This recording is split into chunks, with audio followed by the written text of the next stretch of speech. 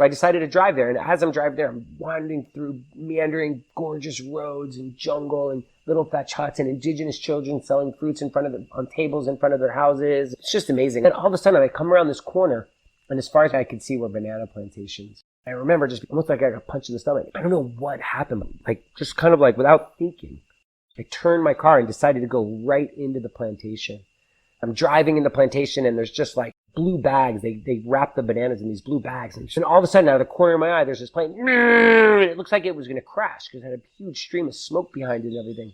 Then it flew right over my car, and my face and my eyes began to burn, and it flew right over a playground full of indigenous children playing soccer. It was just kind of like,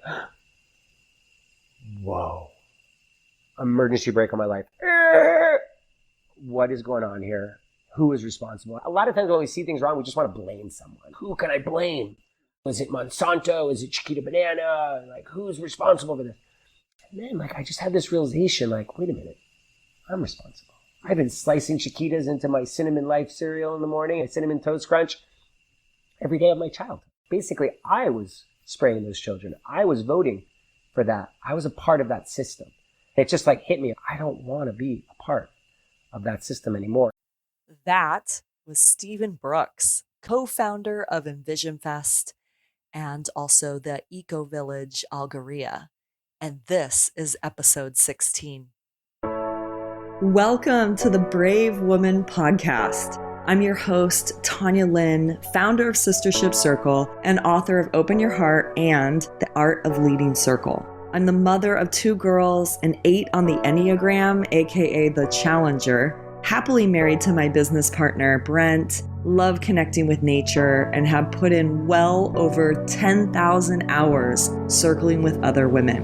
On this podcast, we will explore how to embody the brave woman so that you can take action on your dreams and desires, unapologetically speak your truth, and live life on your own terms. Grab a seat and a cup of tea, and let's get started.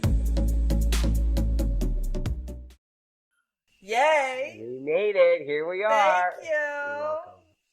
I'm so excited. The first in-person podcast and the first guy. You never forget your first. So we found you on Netflix. And Brent had been wanting to come down to Costa Rica, and then someone's like, you gotta watch this Netflix show right now. They have this 40-person community. I go on, and that's where we're going. So you're one of the co-founders of La Ecovilla. You're building up the street. Can you just share your vision of what you're creating in this beautiful valley and in Costa Rica? Yeah, I'm thinking about the approach. Like, there's a place I could start from, like top down, like the macro, or I can come from the bottom and the roots. I think I'm going to start with the roots. So I grew up in Miami, Florida, in North Miami. I lived in the suburbs. I grew up in the suburbs. And the suburbs is very interesting because there's so many great things about it. Like, it was really safe, and there was space, and we were on this canal, and we had a boat in our backyard, and a lot of my friends lived in my neighborhood.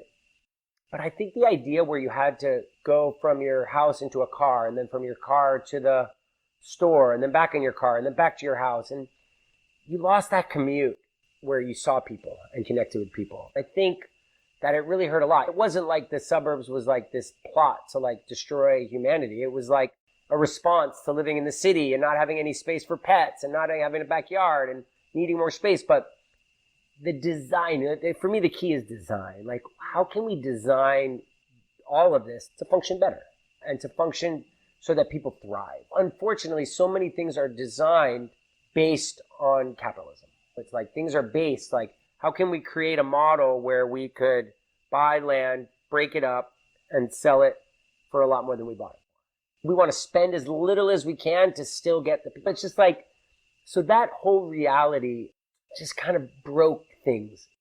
And it really hurt community.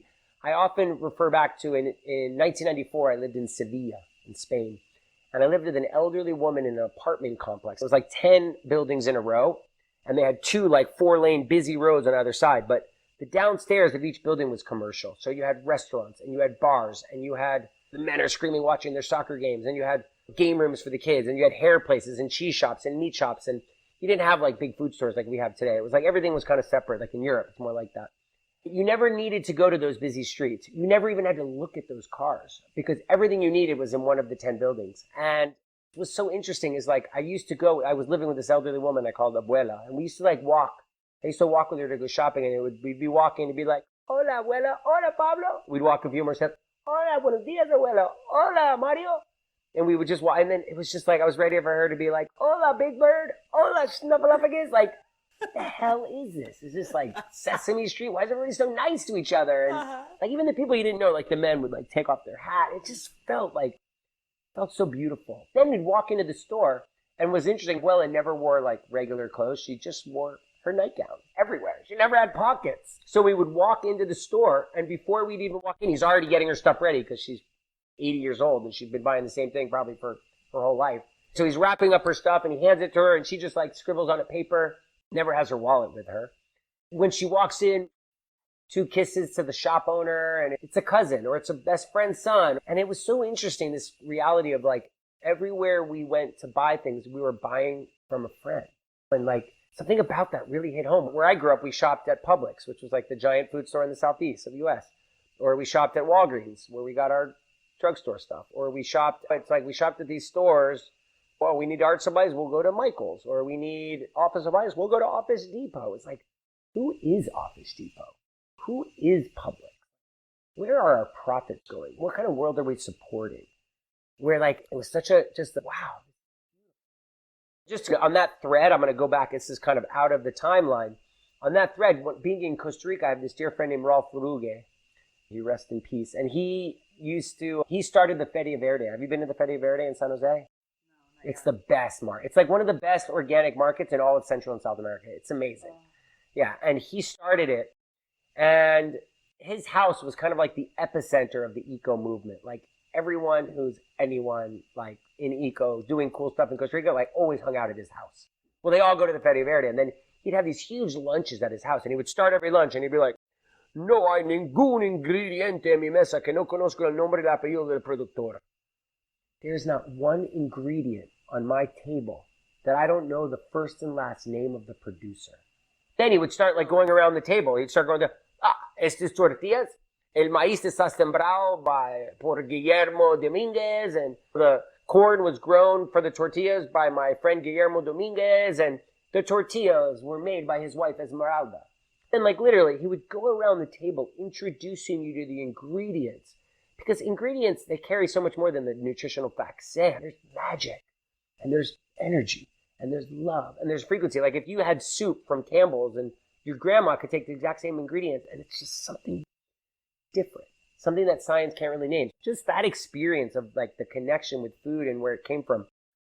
So kind of going back to, I came to Costa Rica in 1995 for my first time. While I was here, I fell in love with the country, obviously. It's so beautiful. The nature and just the people were so beautiful, and the cultures, on the Caribbean side, especially the Caribbean, Afro-Caribbean people, and the indigenous Bribri people, the eclectic foreigners, and the Costa Ricans, and the Nicaraguans. Then this idea, one day I decided, I was a great traveler, so I'd read my little tour book like my dad taught me, and I'd have the Lonely Planet, and I read all about the place. And I read about Bribri, which is kind of the administrative center of the indigenous people. And so I decided to drive there. And as I'm driving there, I'm wandering through meandering, gorgeous roads and jungle and little thatch huts and indigenous children selling fruits in front of them on tables in front of their houses. It's just amazing. And all of a sudden I come around this corner, and as far as I could see were banana plantations. I remember just almost like I got punched in the stomach. I don't know what happened. Like just kind of like without thinking, I turned my car and decided to go right into the plantation. I'm driving in the plantation, and there's just like blue bags. They wrap the bananas in these blue bags. And all of a sudden, out of the corner of my eye, there's this plane. It looks like it was going to crash because it had a huge stream of smoke behind it and everything. And then it flew right over my car, and my face and my eyes began to burn. And it flew right over a playground full of indigenous children playing soccer. It was just kind of like, whoa. Emergency brake on my life. What is going on here? Who is responsible? A lot of times when we see things wrong, we just want to blame someone. It was just like, who can I blame? Was it Monsanto? Is it Chiquita Banana? Like, who's responsible for this? And then, like, I just had this realization, like, wait a minute. I'm responsible. I've been slicing Chiquitas into my Cinnamon Life cereal in the morning, and Cinnamon Toast Crunch, every day of my childhood. And like basically I was spraying those children. I was voting for that. I was a part of that system. And it just like hit me like, I don't want to be a part of that system anymore. And I kept driving a little bit more, and all of a sudden this like metal cable came down in front of my car, and I'm just sitting in my little rent-a-car with my Grateful Dead cassette playing and bootleg and jamming to the Grateful Dead, and my pretty girlfriend in the passenger seat. And then all of a sudden this like cable comes down, and all the bananas start like zipping in front of me. Watching them go by. And after like 20 or 30 bunches, there was a guy hanging from the cable, moving them along. He stopped right in front of my car and he stared at me. And like stared into my soul. And it might have been like 10 or 15 seconds, but it like felt like 10 or 15 million years. I felt like he like put me into like a slingshot and catapulted me out into the ethers, and like looking at this globe, this beautiful blue and green spinning ball. What are we doing? How are we treating these people? These beautiful indigenous people that treat the earth like it's an extension of their bodies. How are we doing this? How can we be doing this? How can we have gotten this blind and this numb to what we're doing? To the earth, to these beautiful people, to ourselves? Like, how can we be a part of such a shitty design? And so, yeah, that was kind of like, am I talking too much, by the way? No. Okay. This is an amazing story. Okay. Totally Okay. with you here. Yes. Okay. That was kind of just like it was the aha moment of realizing how integrated I was, like how important I was, like how I actually am a part of this. Like, this isn't like some separate hell, because it's so easy just to separate ourselves from things. That's just happening over there. I'm over here in my little world. After that experience, like, I just couldn't believe it. I just like looked around at like my friends and my family and everybody I knew. I wanted to just shake them, wake up. Like, you see what we're doing? I literally felt like I was walking among zombies that were just so obsessed with the NBA finals, and were just so obsessed with, I can't even think of the name of the shows at that time because I didn't know any of them. But like Seinfeld. Oh, I did like Seinfeld. Though. They were just so obsessed with their televisions and just so obsessed with nonsense when like there's terrible, horrible things going on that we're doing. So it was just like, okay, stop, pause, new negative sign on the Google map on my life. Like, what can I possibly do about this? Like, how can I completely dedicate my life to trying to come up with solutions? And can I? Like, do I have any say? Like, who's designing this thing? So that was kind of like, and so the first thing I did was I started a tour company for college and high school students, and started bringing, like, it was a big hit because we were really one of the first companies to really focus on biology and focus on environmental stuff. Because at that time, the only kind of school trips that were happening were like to Spain for Spanish or to France for French. So it was a really good timing, and the company blew up. And the goal was to show the magic and beauty of Costa Rica while showing the reality of the rainforest destruction and the cultural decimation of the indigenous people and the agricultural decimation that was happening. Then we wanted to show solutions. And that's where Punta Mona came about. So Punta Mona was kind of like my first land design reality project. And Your baby. My baby, yeah. Yeah. My relationship with it is so complex. You walked in, I was in a call. Like, it's such a complex, dynamic beast. And it's not a baby anymore. It's almost not even a teenager. Like, for a long time, I was like, oh, yeah, it's a teenager. It's not even, it's a young adult. And it's really just this, it's amazing. For a long time, I would say, oh, yeah, Punta Mona is a lot like me, but in a place that's really chaotic and crazy and also really good and beautiful and magical. So Punta Mona, when we first got there, it's off the grid, meaning there's no road to, you haven't been there, huh? Not yet. Yeah. So there's no road to get there. You got to take a boat, 25 minutes, or you hike about an hour and a half, 2 hours through the jungle to get there. And being off the grid caused us to have to like connect with a lot of important lessons. Like, where's our water coming from? Where's it going? How are we going to heal ourselves? How are we going to eat? Well, there's no road. It's like all of a sudden you have to figure shit out. Like, wait a minute. We need to become resilient. We need to figure out a lot of things. So when I first got there, I met my neighbor whose name is Patty. He passed away. He was born in 1928, right there. He goes, my cord is buried right out there in the yard. Then he died in my arms in 2013. He was a very interesting man. And he was like my best friend and my son and my grandfather and my sage and my child. It's like so many, like such a dynamic relationship. I hear this like old Caribbean, like quintessential old man by the sea, like Jamaican. And me, this like Jewish kid from Miami. All of a sudden we're living together in the middle of nowhere and creating this business together and creating this example together, merging like the way he lived which was amazing. I met him. He had like clotheslines of mackerel drying in the sun and literally like drying beans. He's just like everything he ate was right. His whole life was just living. For me, it was like the first time, like, what is time? Like time, we do things so we get money so then we could purchase things and we could, it's like, what's going on? Like where did the shift happen where we stopped like doing things to get what we needed? Like where did the whole kind of financial reality come in? And seeing him and experiencing just who he was, I knew I wanted to be. Should I keep going? Am I talking too much? That's what I'm supposed to be doing, right? Yeah. Okay. You're storytelling. Yeah. Yeah, but I don't know if you like want to stop me and ask questions or if you want me to just keep You're going. going. Okay, I'm just going to keep. We're almost there. So Punta We're Mona on the grew. road. Yeah, so Punta Mona grew, and it became a really great example in agriculture, reforestation, and just green building and solar and water systems, and we just had to. And it was like things I never thought about. I'm from the suburbs. Every time I turned the water, it came. Every time I hit the lights, they went on. So it was a lot. It was a big learning curve from a suburban Miami kid. We wanted to become a great example of all these physical solutions, but we also wanted to say, like, how can we totally become a different, like an example of like a social human experiment of how we fill our time and how we feel and how we treat each other and how we treat ourselves. So in Punta Mona, every day before lunch and dinner, we have these big circles around the food. Every single day for 25 years. One of the things I often say is, everyone who's here, let's have a competition. Let's all, starting right now after the circle, let's all try and be the nicest we've ever been. Let's see who could be the nicest. And like all of a sudden you're with 80, right now there's 85 people out there. Imagine you're with 85 people that are all trying to be the nicest they've ever been. It's like, whoa. So people come off the boat and they show up and they're like, well, it's like they walk through this portal into love and into care and into kindness and into sacredness. It's like, how can we really bring back sacred? How can we really bring back ritual? How can we really bring back a dedication to quality of life?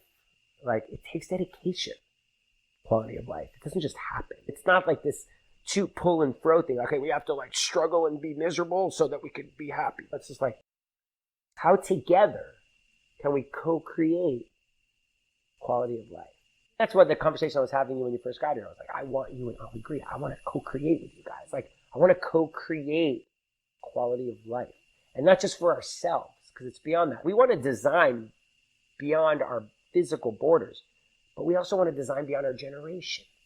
How can we design quality of life for our great-grandchildren now? What can we do now? What steps can we do now to ensure that? So Punta Mona grew. It became extremely successful, just kind of being like first to market in a way, or second. There's a few of us at the time. There's a place called Finca Ipe that's not really doing it anymore, but there was a few of us at the time. And yeah, it's been a great success. But I always knew it's a great education center and it's a great retreat center, but we want to do more. I want to have children. My parents are getting older. So we decided, my dad was retiring from 35 years as a dentist. We decided we were going to start a community together. So we listed all the criteria of what that looked like. And we listed, like, the clearer you get with your criteria, the easier it is to find. So part of the criteria, okay, we knew Costa Rica, hands down, because we love it. I knew I wanted to be closer to San Jose because the journey to Punta Mona is a journey. And I knew I wanted to be closer to San Jose, and I decided less than an hour. I then decided I wanted to be on the Pacific slope. I've been on the Caribbean for so long, which has like very unclear weather. And then I knew I wanted to be between 400 and 700 meters above sea level. Because I like that climate for farming and for living. Climate's just amazing. It's the best. Yeah. It's one of the best in the world. Well, the town next to us, Atenas, National Geographic coined as the best climate on Earth. Yeah. And then I knew that I wanted to be on a crystal clear river that I could wade naked, like I did this morning, actually, on a big hot boulder, and then roll into a crystal clear pool and drink the water. This is our dream. This is our criteria. We can put anything we want in there. And then I knew I wanted to find land that was already degraded. Because when we think about development, we don't want to be like, we think about development, we think about destruction. We think about, like, how can we be developers that actually radically improve land and make it better? Like, by the sheer, because we're developing it, we're making it better. And then we started looking for land, and we raised money, and we put together a team to install the infrastructure and everything. And yeah, so here we are in Ecovillages, and now there's 45 families from 22 countries. There's around 40 children in the school that the parents kind of co-created, called Casa Sula, which you saw on the show, and which the girls go to. At the core of all of this is like, how can we radically question everything? So up the street also we started another community called Taco Tal, which was our 2007 Burning Man camp, which we kind of like disassembled all the stuff that we owned for the permaculture for the Burning Man camp and brought it down here. I don't know if you knew that, but that's how Taco Tal started. Brad and I were kind of leading a Burning Man camp called Blaze and Raisin. So that's kind of how that happened. It's kind of just a different model, like an invisible structure. Then 3 years ago, we started Alegria Village, which is about 130 more families. We knew that 45 families wasn't enough. We knew we needed more critical mass to have enough 12-year-olds, to have enough people that are into pottery, to have enough. You needed more people. Also, we want to have restaurants, and we want to have a food store, and we want to have all of that. The street in Sevilla. Yeah. You want to create that. Exactly. Yes. Exactly. We want to have an urban kind of feel in a certain area. So with all that being said, I mentioned Envision. Oh, I just gave a talk outside to my video that I just was sending in when you walked in. I talked about it there. So yeah, in 2010, we started a festival called the Envision Festival. I'm one of the co-founders. And yeah, so last year we had about 10,000 people. And it's a lot of like all the same thing that we're saying. Like, how can we create experience? And a lot of it was influenced by Burning Man. All of this. Have you been to Burning Man? Yeah, I was radically influenced by Burning Man. It totally changed my life. The minute I stepped in that gate, was your first intent 2010? Yeah. This is something, and this is magic, and I want to. How do we bring this into the world? Yeah. Versus just something we do once for a week every year. And that's why even for me, for Envision, like I love Envision, and it's also just like, because there's all different things that we need to do. We need to create the long term, but we also need to keep waking people up. So it's kind of like, we need to do all of it. I kind of had my fingers in all of it. Yeah. That's kind of like the rundown. And the last thing is the ecoversity, like the education. And now we're working right now to create a high school, boarding regenerative high school. That's going to be part of Ecoversity. That's called the Earth Leadership School. And I know, I can't believe I'm saying this on video because it's like hot off the press, but it's happening. And we're already looking at the land and we're already putting together the team. The idea, I started saying from the macro, what I'm calling all of this, it's called 1001. Redesigning the earth 1,001 hectares at a time, which is 2,400 acres. It takes conservation, reforestation, regenerative agriculture, and education and community. And how can we take all of those elements and merge them into one big, beautiful reality? Yeah, I mean, you can imagine all those things that I just mentioned, like they're all kind of happening. And I just want to like take my hat off. It's like a lot of times I'm vision, and I have all these amazing teams that are doing. And it's just like, there's so many pieces. Envision, Punta Mona, Alegria, Ecovillages, Taco Tal. Like, I try to just do my best. So one of the reasons why I wanted to interview you was because on a daily basis, I'm getting some message from someone inspired by me coming here and asking like how they could potentially come here. Where do they go? Where do they start? It was like, for us, it was this call, right? And there was something that pulled us here. And then it feels like just everything just unfolds. It's like this, you're just allowing life to happen in a way, right? Yeah, you don't want to think too much. You want to feel. And that's what I'm really hearing from you as well, is there was that moment when something like hit you. And then it was like, okay, well, what's the solution? How can I be part of the solution? I think one of the things also that I love is we were just finding ginger in the ground or turmeric in the ground, and all the trees here are all fruit trees. You would talk about this in the documentary around like, these trees are beautiful. Why not have our landscape be fruit trees, right? And so that's a big piece as well for you, is the permaculture and how do we like design our landscape in a way that, and coming from like the guy who's there and he's got his beans and it's like, it's all right there. And so you don't need to be using the supermarket because we're having a new relationship with the land. Well, there's a transition. But I think how can we gracefully dance in this transition? We're transitioning from the way things were to the way they can be. How can we gracefully transition? Because we don't want to be judgmental. It's hard to change too quickly. Like, how can we still keep one foot in the old world as we step into the new, and not ever be too hard on ourselves, because this is hard. This is really hard. It's really hard spiritually. It's really hard to remember to brush your teeth in the morning. Make sure you have gas in the stove, or wood cut. It's like there's a lot. It's a lot, and it's also exciting. I think the key to it is identifying the people that you want to surround yourself with. And not just because you like having fun with them, but how can we collectively figure out how together we can radically improve the world? That's why when you walked in today, and I know I haven't even hung out with you and Brent that much, and if you guys want to come for dinner tonight, actually, we're having a little dinner here tonight. But how can we co-create, like, on a whole other level, beyond us, and beyond our, like, micro needs? Like, how can we, I like to say this negative sign on the Google map of life, like, how can we zoom out so that we feel, it's like, I was in Punta Mona the other day with this group, and this one guy, well, actually, he's not a he nor a she. This person was really drilling me. It was a talk I was giving about permaculture, and I was just talking about permaculture and saying, and he was like, yeah, but I just want to understand the social piece. I want to understand how you're making this work socially. And like, man, we're 85 people here right now in Punta Mona, and there's Kula Collective, which is the yoga teacher training, and there's the circus camp that's happening, and there's your Punta Mona people, and there's guests, and we're all getting along so amazing. How is this happening? What is the secret? I just looked at him and I was just like, magic. It's just magic. Like, stop trying to put so many labels and trying to box everything and try to, like, there's not always going to be like a clear answer or like a clear description of what things are. Like, sometimes there's just magic.